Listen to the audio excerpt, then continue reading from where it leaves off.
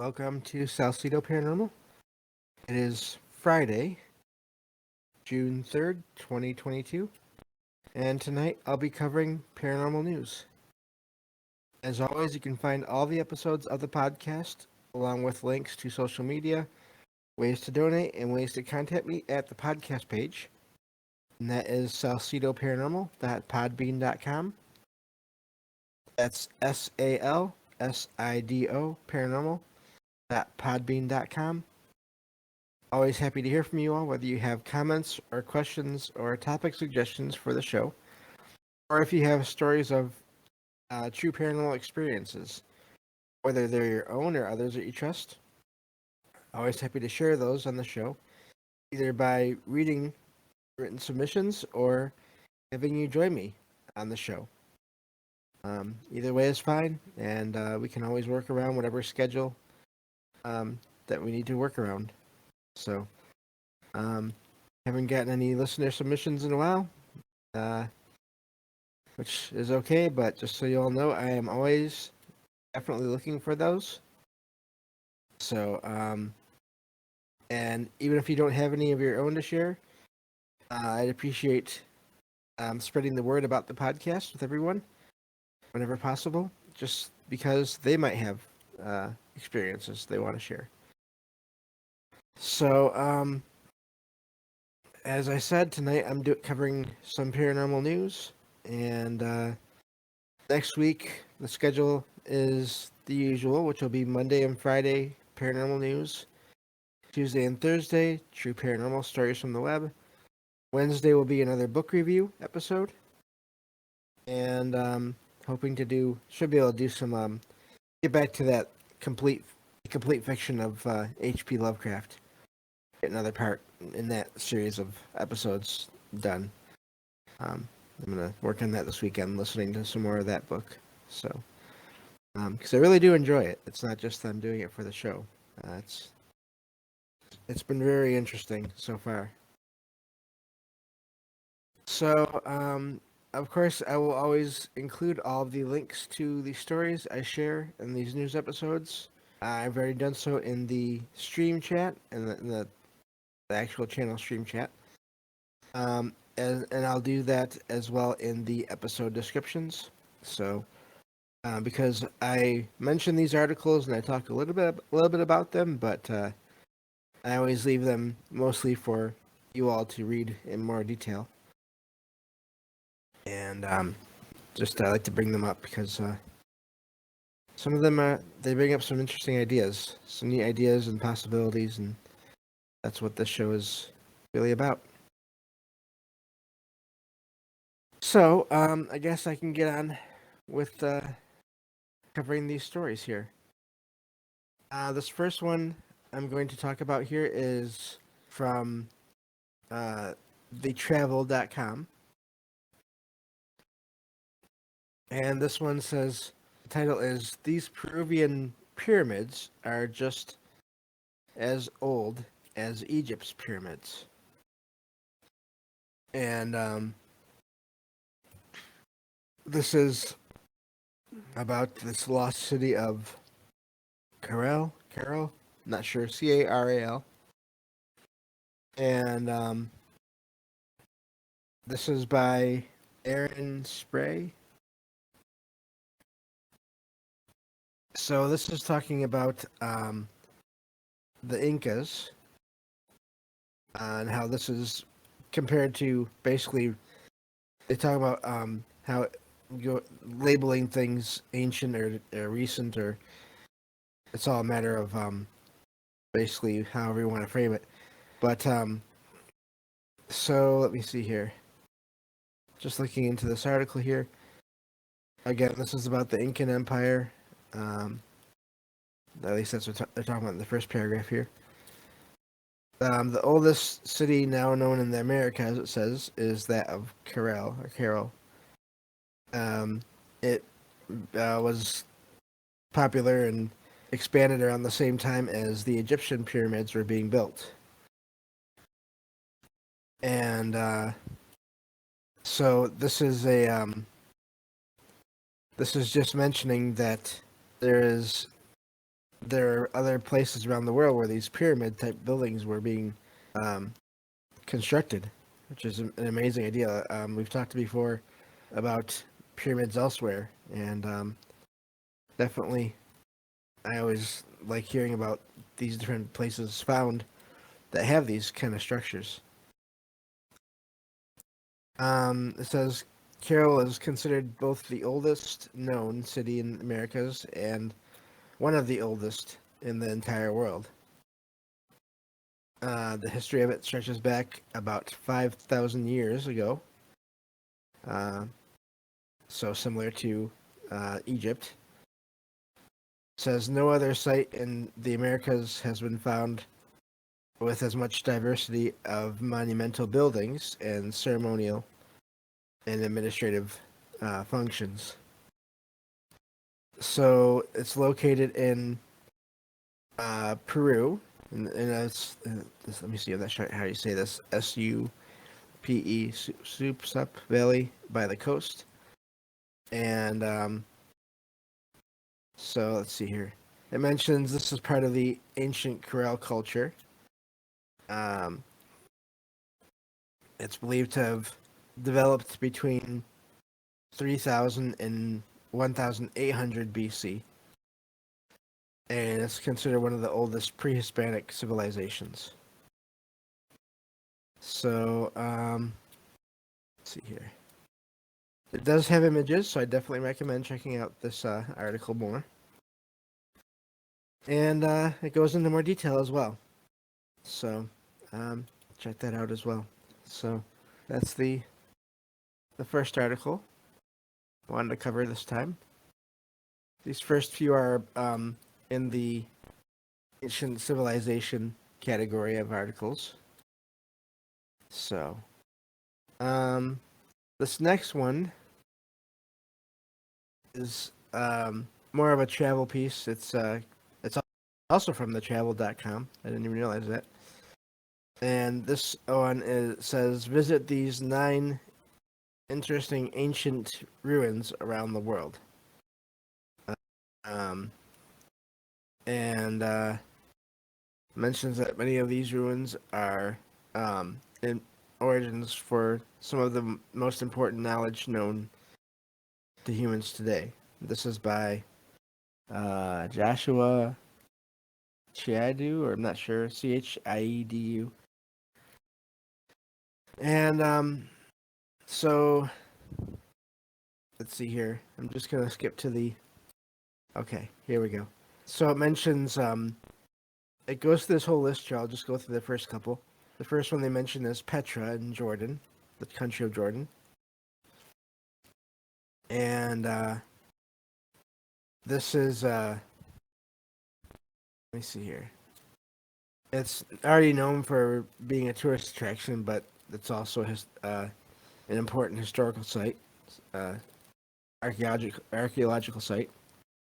I think we've mentioned it before in other articles as well. It has basically rock-carved tombs, passages, and other structures carved right into the red sandstone. The next one it mentions is in Thailand. I'm not even going to try to say Thailand. I'm not even going to try to say the name of the location. Starts with the A. Ayutthaya. And this was an ancient city that was founded in Thailand in 1350. Apparently, it was the capital of the Siamese Kingdom for a while, and it kept on growing over time. It was a port until it was destroyed in the 18th century. So let's see here. And the last one I'll talk about here real quick is Jerash. I'm not sure if I'm saying that right, and also in Jordan. And these are apparently Greco-Roman ruins,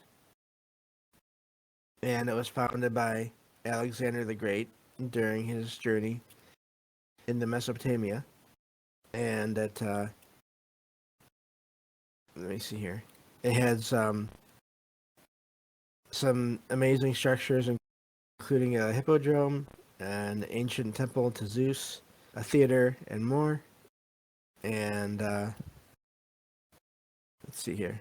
It's led many archaeologists and people there to refer to the city as the Pompeii of the East. So, and it goes into some other ones here. The Colosseum of Rome. Let's see here. Next one is Caesarea, Israel. I'm not sure if I'm saying that right. So, the Acropolis of Athens in Greece. So there's a lot to read and images here as well. So, and then of course it mentions Pompeii in Italy, and then the last two, Chichen Itza in Mexico, and let me see here, Abu Simbel temples. I'm not sure if I'm saying that right, in Egypt. So, that goes. The article covers all those locations. So let me just check on things here. Okay, looks like everything is going okay. So this next one is from nature.com, and it says lasers reveal ancient pyramids and canals hidden in the Amazon. And so this is basically things that are under the forest. And I will let you all check it out as far as the author and all that. I don't want to mispronounce their name too much.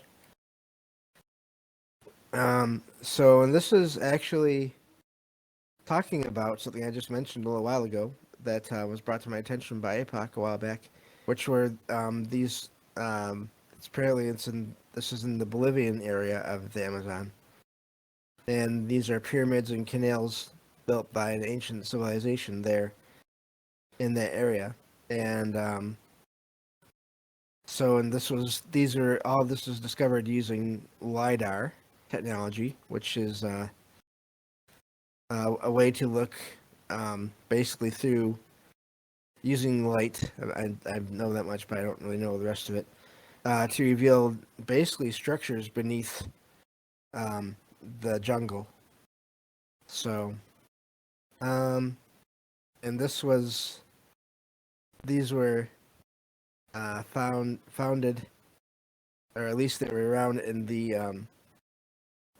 500 to 1,400 range, AD range. So, doesn't go into a ton of detail beyond that, but does have a film that apparently you can watch. Just looking here, yeah, looks like this is a short article. But still amazing to think about there being structures that are completely buried under forests in places. So let's see here. Moving on to the next article. This is we're out of the ancient civilization category now, moving to UFOs, and this is from V1019.com, and it says possible UFO sighting in Charlotte, North Carolina. Doesn't go into a ton of detail, but talks about the social media post where someone claimed to have seen something in the air. But also it goes over 29. It's a list of 29 UFO sightings that have been reported in North Carolina this year, starting early in this year, basically. Some of these sightings range from 4 red-orange spheres moving southwest to northeast to large glowing yellow round star shape floating and moving above the beach and shore. And even a blue light, each one getting closer and brighter. So these are basically flashing blue lights. So different colored lights of all different size. And then let's see here. So yeah, there's a bunch of these things here. Two cigar-shaped objects, no wings or lights or contrails or sound. So, yeah, neat little list of sightings here. A lot of orbs, orb-shaped things, which is pretty amazing in a way. But then some are also seem to be more like craft. So there's a mix of them. Disc-shaped, cigar-shaped. But still thought this was a neat. I wasn't even as interested in the individual sighting in the beginning, but more just this list of all these different sightings. So, um, so yeah, I thought that was a neat article there. So let's see here. I'm moving through these fairly fast tonight, but that's okay. That's gonna happen sometimes. The next one here is from Essex Live.news. That's ESSEX Live.news. And this one is, the title is Essex History, the creepy home named the most haunted in England, which was featured in an Amazon Prime film. So, let's see here. And this is talking about a place I've heard of before called the Borley Rectory. And there have been sightings going on there of strange, basically ghost sightings there and other strange occurrences that have been going on there for almost 200 years. It says it was built in the village of Borley in 1863. So almost 200 years, not quite, but 150 or so at least. It was well known for basically these unsettling horror stories about the area. From sightings of ghostly nuns, mysterious voices, and visions of an eerie coach and horses that have been reported there for decades. And it's a Victorian mansion, and says that the article says that the place is haunted by the ghosts of a monk and a nun that fell in love. Says they attempted to elope, and when caught by elders, the monk was executed and the nun imprisoned in the vaults behind the rectory. So let's see here. So it was basically the sightings of this nun's spirit was reported so much that the Reverend, their last name here it says is Bull, who built the house, had another house built overlooking the area. So that's basically it. Apparently, I guess they must have not liked being there, so they had another house built. So basically, it just talks about the history of this area and hauntings and reports of all these things going on throughout history. So let's see here. So yeah, I thought that was a neat article, and I've heard of this location before, so thought I'd share it. You can all read into that more and then look into that yourselves. So let's see here. The next one, let me just check on the channel here. Okay, everything seems to be good. This next article is about New Jersey, here in the U.S., and this is from let's see here, OBM.com.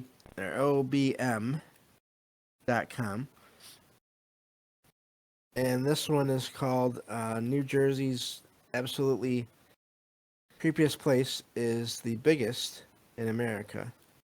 This is from Lou Russo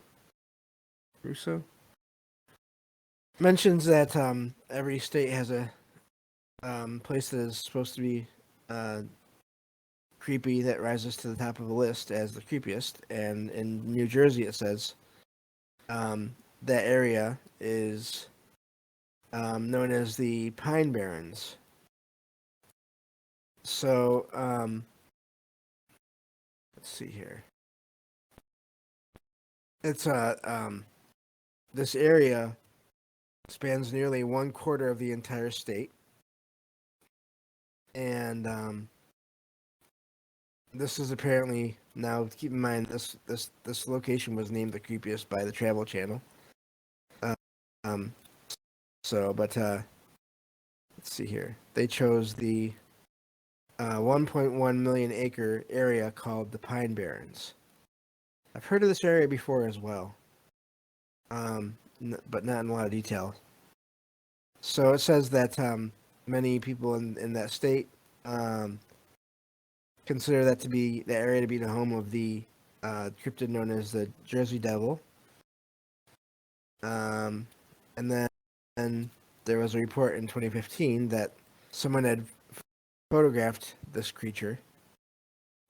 And it mentions you can decide that for yourself. And then, so I'm guessing they there must be other things associated with that area for that to be called that creepy. But let me see here. Okay, so it does have more. Here we go. Mentions I have heard of this place as well, Clinton Road. It's known as being the most haunted, or probably just one of the most haunted roads in America. And so that's another part of the area. Let's see here. So other. Huh. Okay, this article's okay. So it does have various locations here. Another one called the Spy House in Port Monmouth. I'm not sure if I'm saying that right. Apparently, this house, there have been reports of apparitions there since the 1970s. And so it does seem like there's these different locations inside this area in New Jersey. And then, of course, it mentions a Trenton Psychiatric Hospital. Again, going back to the idea of medical facilities. So many stories come out of there. So, I'll leave the rest of that for you all to check out. But I have heard of this location and then several locations within it. So, that was in the article there as well. This next one is more of a it's not about a certain location. It's actually someone's experiences with the paranormal. It's from the New York Times. And let's see here. Just checking on something. Let me go see if I can. Apparently, I've been paywalled. But so maybe you all might not want to check out this article. I'm not sure. But it just mentions. The title of the article is "How I Learned to Live with Ghosts," and I thought that was a neat thing for it to actually be posted on such a major paper. Just talking about what it's like to have experiences, I guess, on a regular basis, and how to adjust to that and deal with that. So, I guess I viewed it twice today, so maybe that's why it's paywalling me. But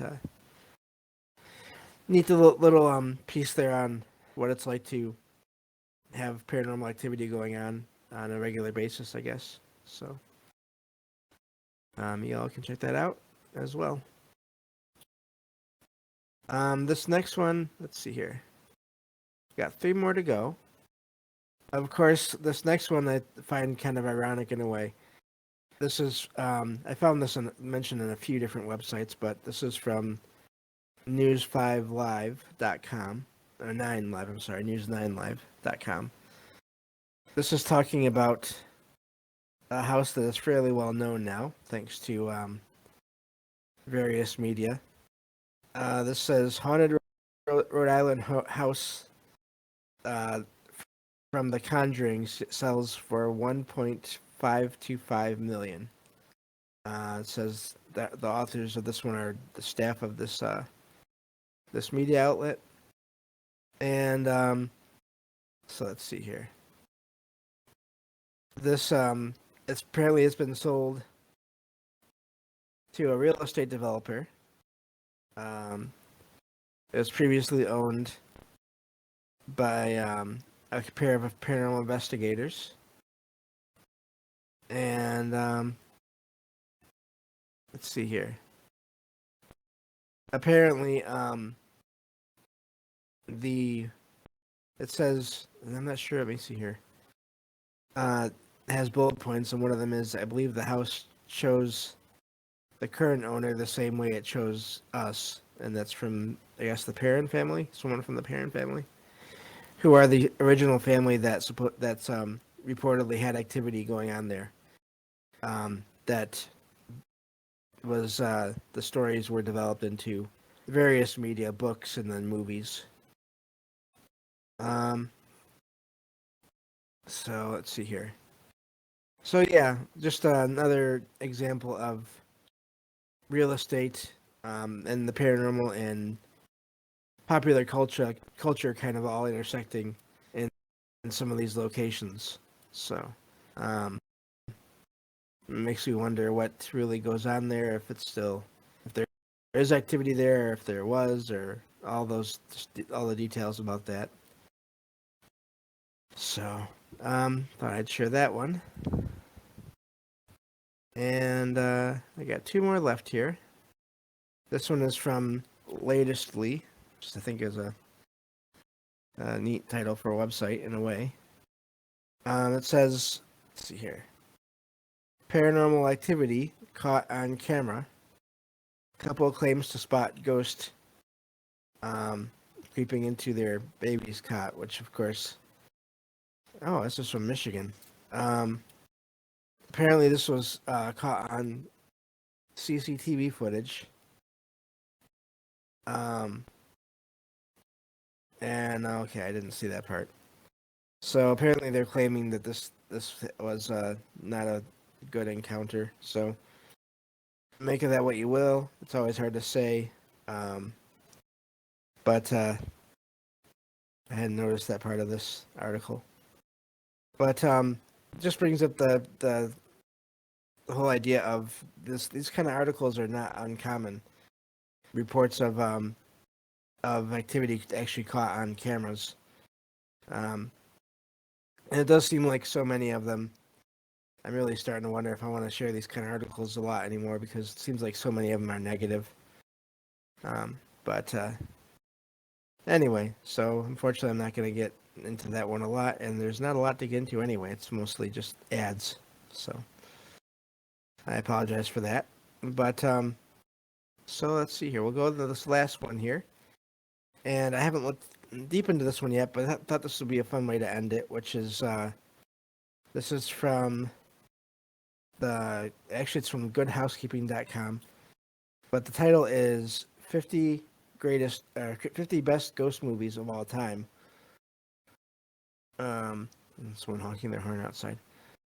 From spine-chilling horrors to classic comedies. And I'm just going to go through this here, and we'll see what ones catch my attention, then you all can tell me what you think as well.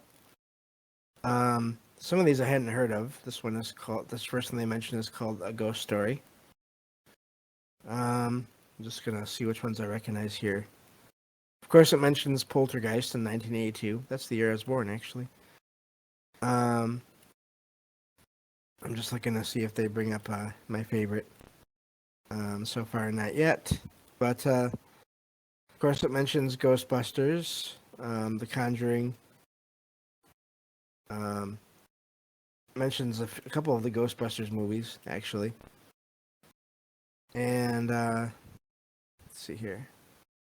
Ghost, the original, the film called Ghost from 1990, and classic one with Patrick Swayze and Demi Moore. So yeah, just something to check out if you're looking for any kind of movies. Oh, there it is. There's one I was looking for. My favorite, Beetlejuice, 1988. So I'm okay with this list as long as that's in there. Joking, not joking, really. So yeah, so that's where this article does. Obviously, there's 50 of them in there, so I'm not going to go through the entire list, but something to check out and maybe get some ideas for things to try to find to watch. If you ever want a ghost themed movie. So that's going to do it for today. Thank you all for listening. Of course, as always, whether you're here for the live streams or for the you listen to the podcast or YouTube feeds, those numbers are still going up. I really appreciate that. Thank you all for listening. Also, like I said, I'm always looking for listener submissions. So even if you don't have anything to share, just please feel free to share the show with anyone you think that might be interested, and so we can start getting some of those. Maybe that'd be great. Some listener submissions of experiences. But that'll do it. Thank you all again, and I'll talk to you on Monday for more paranormal news on the next episode of Salcedo Paranormal. Have a good night.